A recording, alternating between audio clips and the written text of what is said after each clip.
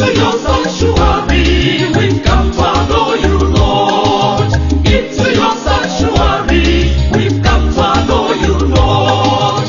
In adoration and praise, we glorify your holy name. Into your sanctuary, we've come to adore you, Lord. In the name of the Father, and of the Son, and of the Holy Spirit. Amen. May the grace of our Lord Jesus Christ, the love of God, and the communion of the Holy Spirit be with you all. My beloved ones, today is the 20th day of August, in the 20th week in ordinary time of the church calendar. And today, the Monday Church celebrates St. Bernard, abbot and doctor of the church. Our reading will be coming from Ezekiel chapter 36, verse 23 to 28. Our responsorial psalm will come from Psalm 51, Ezekiel 36, verse 25. Our gospel message will come from Matthew Gospel chapter 22, verse 1 to 14. The theme of our message today is, you shall be my people, and I will be your God. Prophet Ezekiel prophesied, thus says the Lord, I will vindicate the holiness of my great name, which they have profaned all over the nations. He called us to be his own, and we are turned against to profane his name. He said, of proclaiming his name in all the nations, we find ourselves. We have gone all the places to profane his name and deny him.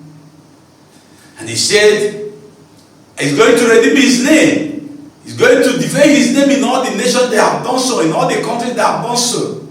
He's going to get his holiness in their eyes. For I will take you from the nations. You see how he's going to do it? He will take them from all the nations and gather them to their own land and clean them of their idleness, idolatry.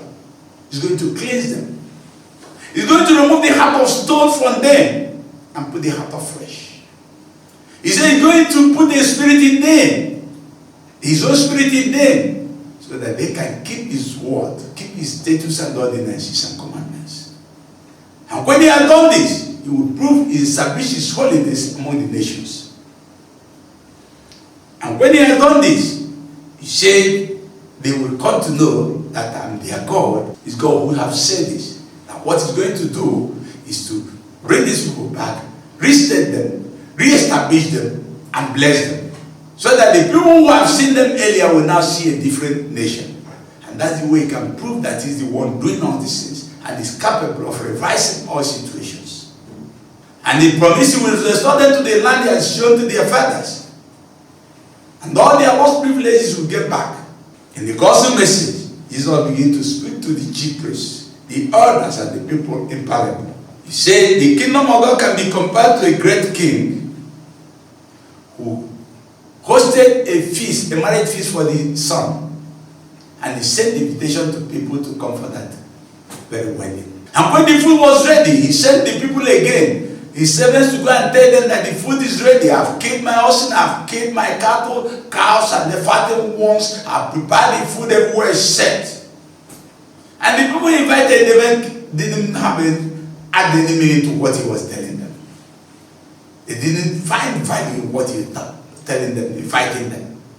Later they gave him excuse. One said, I'm going to the farm. Now one said, I'm going to my business. They didn't care.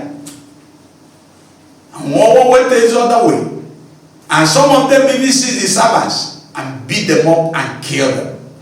And when the man got to know this, he was so angry. He sent his troops to destroy those wicked people and burn their city.